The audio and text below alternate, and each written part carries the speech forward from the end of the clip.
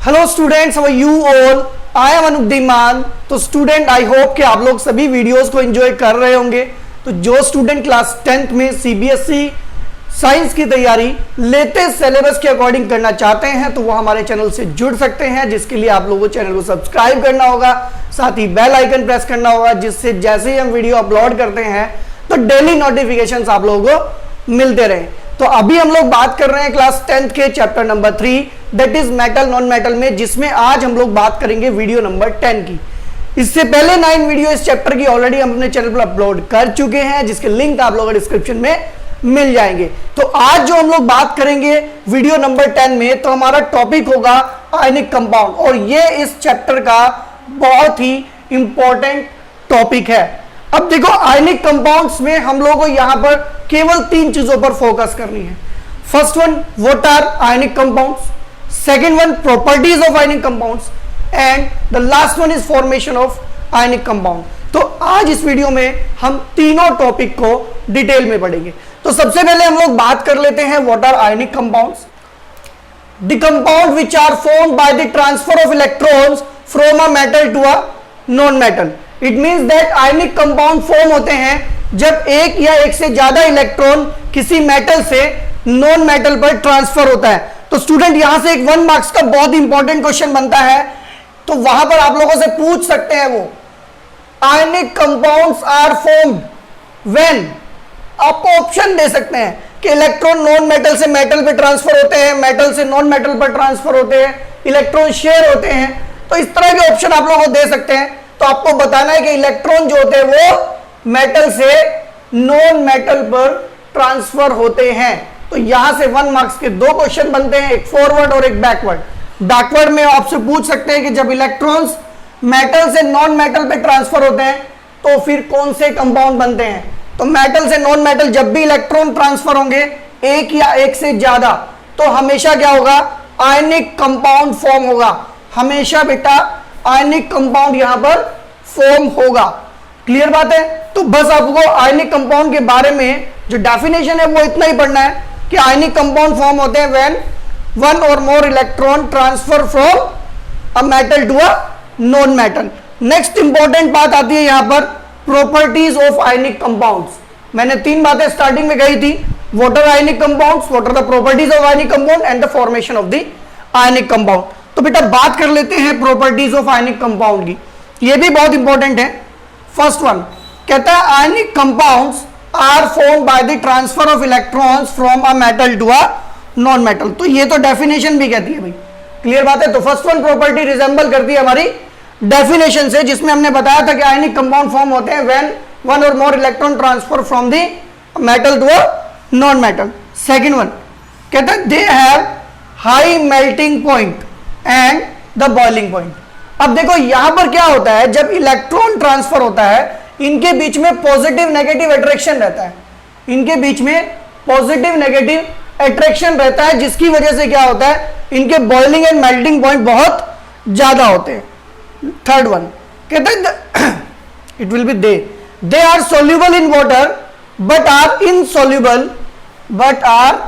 Insoluble in organic solvent. It's a very important question बनता है यहां से भी। कहता है कि ये वाटर के अंदर तो सोल्यूबल है, वाटर में डिसॉल्व हो जाते हैं, बट ऑर्गेनिक सॉल्वेंट जैसे कि पेट्रोल, डीजल, अल्कोहल, केरोसिन, इसमें डिसॉल्व नहीं होते हैं। तो यहां से एक और इंपॉर्टेंट क्वेश्चन बन जाता है। अब ये जो बेटा एग्जांपल्स हमने यहां पे लिखे हुए हैं, तो इसमें ये NaCl आप जानते हैं, सोडियम क्लोराइड जो होता है हमारे घर में नमक होता है, अगर आप उसे केरोसिन में डिसॉल्व करने की कोशिश करोगे तो नहीं होगा। तो यहां से एक और इंपॉर्टेंट क्वेश्चन बन जाता है। क्लियर बात है ना, कि ये जो NaCl है ये किस सॉल्यूशन में डिसॉल्व हो जाएगा। अब वहां वाटर भी एक ऑप्शन हो सकता है, तो भाई वाटर में डिसॉल्व हो जाएगा, पेट्रोल, केरोसिन इन सब में किसी में डिसॉल्व नहीं होगा। लास्ट वन कहते they conduct electricity in molten state. मतलब ये जितने भी हमारे पास आयनिक कंपाउंड्स होते हैं ये सॉलिड स्टेट में कभी भी इलेक्ट्रिसिटी पास नहीं कराते हैं, लेकिन मोल्टन स्टेट और एक्वस सॉल्यूशन में ये इलेक्ट्रिसिटी पास करा देते हैं। इसके पीछे रीजन ये है कि जैसे ही आप इसे पानी में डिसॉल्व करेंगे ये आयोनाइज्ड हो जाएगा, सोडियम एंड क्लोरीन आयन अलग अलग हो जाएंगे, जिसके थ्रू इलेक्ट्रिसिटी कंडक्ट हो जाएगी। तो ये हम लोगों का बेटा टॉपिक नंबर 1 था, what are the ionic compounds, what are the properties of ionic compound. And the last one बात करेंगे अभी हम लोग फॉर्मेशन ऑफ आयनिक कंपाउंड की। Now pause the video to note it down. तो नाउ स्टूडेंट कवर करते हैं अपना last one topic, that is called the formation of ionic compound. तो यहां पर हम लोग बात करेंगे formation of NaCl, formation of MgCl2 and formation of AlCl3। ये तीनों की बहुत इंपॉर्टेंट एग्जांपल हैं आयनिक कंपाउंड के। अब देखो यहां पर अगर हम लोग फॉर्मेशन की बात करें, हम ऑलरेडी जानते हैं कि कब फॉर्म होता है एक आयनिक कंपाउंड, जब मेटल से नॉन मेटल पर इलेक्ट्रॉन ट्रांसफर होते हैं। अभी मैं आपको रीजन भी बताऊंगा कि क्यों ट्रांसफर होते हैं। अब देखो हम लोग एक मेटल ले लेते हैं that is called the sodium, और एक नॉन मेटल ले लेते हैं हम लोग that is called the chlorine. अब देखो क्लोरीन है हमारे पास और सोडियम है। अभी सोडियम का एटॉमिक नंबर कितना होता है भाई 11, और इलेक्ट्रॉनिक कॉन्फ़िगरेशन हो जाएगा 281, मतलब फर्स्ट ऑर्बिट में 2 इलेक्ट्रॉन्स आ जाएंगे, सेकंड में आएंगे 8 और थर्ड में आएंगे 1। ये आप लोगों ने क्लास 9th में भी पढ़ा होगा। नेक्स्ट वन अगर हम लोग बात करें क्लोरीन की, तो क्लोरीन का एटॉमिक नंबर होता है बेटा 17, इलेक्ट्रॉनिक कॉन्फ़िगरेशन 287। अब देखो यहां पर होता क्या है कि हर एटम ये चाहता है कि उसका आउटर मोस्ट क्या रहे, कंप्लीट रहे। यहां कंप्लीट से मतलब है कि ऑक्टेट रहे, except the first cell. First one 2 में सेटिस्फाई हो जाता है। अब देखो ये चाहता है कि ये कंप्लीट रहे, और ये चाहता है ये भी कंप्लीट रहे, मतलब आउटर मोस्ट में सब अपना क्या चाहता है कि 8 हो जाए। अब यहां पर सोडियम की टेंडेंसी रहती है कि एक इलेक्ट्रॉन को निकाल दे, क्योंकि 7 इलेक्ट्रॉन को गेन करना इसके बस की बात नहीं है। तो ये चाहता है कि एक इलेक्ट्रॉन कहीं से मिल जाए, मतलब सोडियम चाहता है कि इलेक्ट्रॉन डोनेट करना, और कैल्शियम चाहता है कि इलेक्ट्रॉन गेन करना, दोनों की तो दोस्ती हो जाएगी। क्लियर बात है ना भाई। तो यहां पर क्या है, सोडियम का एक इलेक्ट्रॉन, हमने केवल आउटर मोस्ट शेल वाले इलेक्ट्रॉन यहां शो किए हुए हैं। सोडियम के आउटर मोस्ट में 1 इलेक्ट्रॉन है, और क्लोरीन के आउटर मोस्ट में 1 2 3 4 5 6 7 इलेक्ट्रॉन है। अब देखो क्या करता है सोडियम, सोडियम अपना इलेक्ट्रॉन ट्रांसफर करता है क्लोरीन के ऊपर। अब जैसे ही सोडियम यहां से अपना इलेक्ट्रॉन डोनेट करेगा, ये पॉजिटिव हो जाएगा भाई। एक इलेक्ट्रॉन जो निकालेगा अपने अंदर से वो पॉजिटिव हो जाएगा, और जो गेन करेगा वो नेगेटिव हो जाएगा। अब ये पॉजिटिव एंड नेगेटिव अट्रैक्शन से कंबाइन होकर क्या बना देंगे बेटा, ये बना देंगे सोडियम क्लोराइड। तो ये हमारा सोडियम क्लोराइड बन जाएगा। सेम ऐसे हमारा फॉर्मेशन होता है MgCl2, that is magnesium chloride का। अब देखो मेटल की अगर हम लोग बात करें, यहां मेटल है हमारे पास मैग्नीशियम, नॉन मेटल की बात करें तो क्लोरीन। अब देखो मैग्नीशियम का एटॉमिक नंबर होता है 12, तो इलेक्ट्रॉनिक कॉन्फ़िगरेशन हो जाएगा 282। ऐसे ही क्लोरीन का आपका एटॉमिक नंबर 17 होता है, इलेक्ट्रॉनिक कॉन्फ़िगरेशन हो जाएगा 287। मैग्नीशियम के आउटर मोस्ट में जो नंबर ऑफ इलेक्ट्रॉन है वो 2 है, तो हमने यहां पे देखो 2 इलेक्ट्रॉन दिखाए हैं। ऐसे ही क्लोरीन के आउटर मोस्ट में कितने इलेक्ट्रॉन है 7, हमने 7 दिखाए हैं। क्लियर बात है।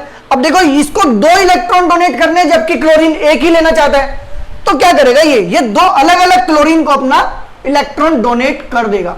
अब यहां पर देखो बेटा, यहां पर ये अपना फर्स्ट इलेक्ट्रॉन इस क्लोरीन को डोनेट करता है, और सेकंड वन क्लोरीन को इसको करता है, क्योंकि मैं Mg को चाहिए कि 2 इलेक्ट्रॉन किसी को दे दूं, और क्लोरीन चाहता है कि इलेक्ट्रॉन कहीं से गेन कर लूं। तो यहां पर भी भाई बात बन जाएगी। अब जैसे ही ये 2 इलेक्ट्रॉन डोनेट करेगा, इसके ऊपर 2 पॉजिटिव चार्ज आ जाएगा, और जैसे ही ये दोनों एक एक इलेक्ट्रॉन गेन करेंगे, इनके ऊपर एक एक नेगेटिव चार्ज आ जाएगा, और फाइनली MgCl2 बन जाएगा। क्लियर बात है। सेम कंडीशन रहती है एल्यूमिनियम क्लोराइड के केस में भी। एल्यूमिनियम एक मेटल है, जबकि क्लोरीन एक नॉन मेटल है। एटॉमिक नंबर हमारा एल्यूमिनियम का होता है 13, मतलब इलेक्ट्रॉनिक कॉन्फ़िगरेशन बनेगा 283। अब ये 3 इलेक्ट्रॉन को डोनेट करना चाहता है, और भाई क्लोरीन एक इलेक्ट्रॉन लेना चाहता है। क्लियर बात है। अब ये जब 3 इलेक्ट्रॉन डोनेट कर सकता है, उसको तो 1 चाहिए, तो ऐसे ऐसे 3 क्लोरीन एटम को सेटिस्फाई कर सकता है ये। क्लियर बात है भी। तो एक इलेक्ट्रॉन फर्स्ट वन को, सेकंड वन को, थर्ड वन को ये डोनेट कर देगा, जिससे क्या होगा Al तो बन जाएगा 3 पॉजिटिव, और ये तीनों बन जाएंगे 1 नेगेटिव, और finally we get what AlCl3। Clear बात है। तो ये था हम लोग के पास formation of ionic compound. Clear है।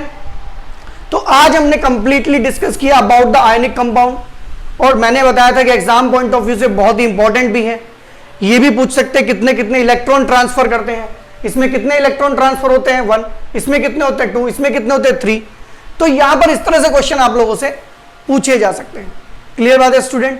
तो स्टूडेंट अगर आप लोगों को हमारा वीडियो अच्छा लगा तो इसे लाइक करें, शेयर करें और अपने फीडबैक हमें कमेंट बॉक्स में जरूर भेजें। और अगर आप लोगों ने चैनल अभी तक सब्सक्राइब नहीं किया है तो जल्दी से चैनल को सब्सक्राइब कर दीजिएगा, साथ ही बेल आइकन प्रेस कर दीजिए, जिससे जैसे ही वीडियो हम अपलोड करें वीडियो आप तक सबसे पहले पहुंचे। तो नाउ स्टूडेंट मिलते हैं नेक्स्ट वन वीडियो में।